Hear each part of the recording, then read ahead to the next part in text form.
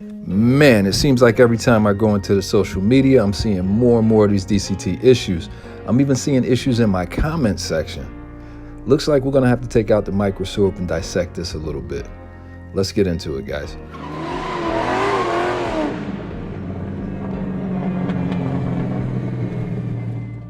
What's going on, YouTube? It's your man Griff, and you know what to do. Hop in that passenger seat, and if you enjoy the content, do me and yourself a favor and hit that subscribe button and hit that like button. Let's roll. All right, guys, listen, as I mentioned, these transmission issues are starting to pop up a little bit more and more now. I wanted to provide more information, more detailed information, but I had a pretty busy day yesterday, so I couldn't really get too granular. However, we have to start the process somewhere, so I wanted to give you guys some information just in case some of you guys get some of these check engine lights or some of these codes that come up suggesting that there might be some issues with the transmission. You kind of have a baseline to start with. So again, this is just a little bit of information to get us started. And over the next few weeks, I'll see if I can dig up some more information. So let's dig right in. Some 2020 through 2022 Corvette models may have a service transmission message on the driver information center, an illuminated check engine light, and a squealing sound immediately after starting the engine.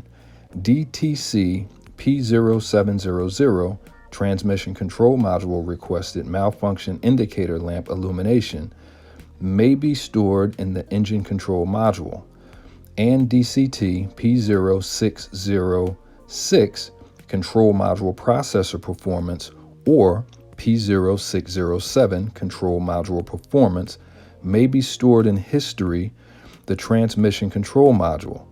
Other P codes also may be set. This condition will be present on the vehicle startup only. The driver information center transmission message and possible squealing sound are default actions of the DTC, as the TCM is in a defaulted state and may not be controlling line pressure, resulting in the transmission operating at maximum line pressure. DTC P0700 is an informational DTC. Do not replace the control module if DTC P0700 is set. If DTC P0606 or P0607 is set as a current DCT in the TCM without other DTCs set, follow the published diagnostics and the appropriate service information. The condition should be resolved by allowing the vehicle to go through a complete sleep cycle, for example, 15 minutes. Explain to the customer that they can complete this process if they experience the condition again before a correction is available. Now, this information, guys, is from Tech Bulletin. It's basically giving information to the dealerships, but I'm providing you guys with this information. So if any of us run into it, again, we just kind of have a little bit of information about what might be going on, that we can kind of shut the vehicle down, let it sit for a little bit, start it back up and see if the codes come back in.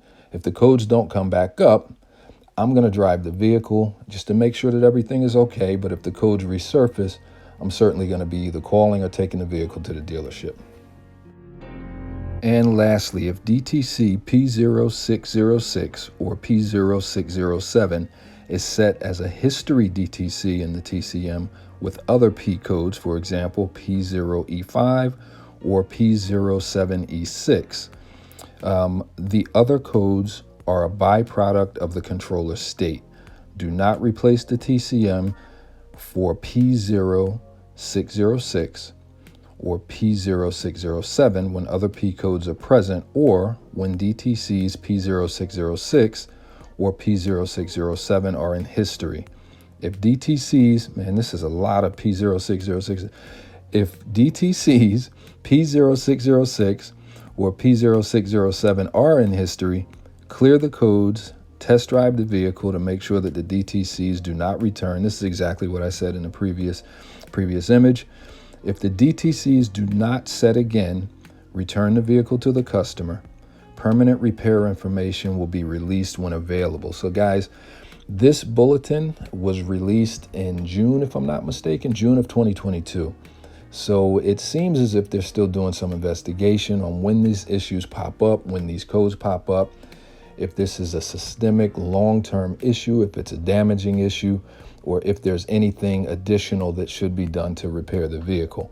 Right now, it doesn't seem like it, but again, I just wanted to provide you guys with some information, including myself. Fortunately, knock on all kinds of wood, I haven't experienced any issues, and I hope I don't. But it's always good to be informed, have a little bit of information so we don't panic should these things arise. And it's your man Griff, just trying to share some information with you. Hey guys, listen, if you made it this far, I need you to do me two favors. One, hit that subscribe button if you're not already subscribed. And two, hit that thumbs up like button. It helps promote the video so that more people can see it. Let's keep going. All right, guys, I'm gonna leave you with a couple codes and we're out. P0606, Control Module Processor Performance, and P0607, Control Module Performance. Now, these things are linked to the PCM, which is the powertrain control module.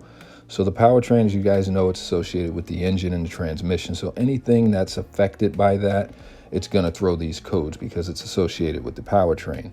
Now, the P that you see in all of these codes, it's also an indicator for powertrain. So when you see these P codes come up, it's going to likely be a powertrain associated error. We also have P0700, which is an ECM code indicating a transmission control system fault. Okay, now this is when you typically are going to see that check engine light come on, because it's basically that engine control module is basically getting a signal that something's not right, and you're going to get that CEL, as they call it. You also have a P0775, which is a pressure control solenoid B malfunction. Now, the pressure control solenoids are responsible for controlling the flow of transmission fluid. All right.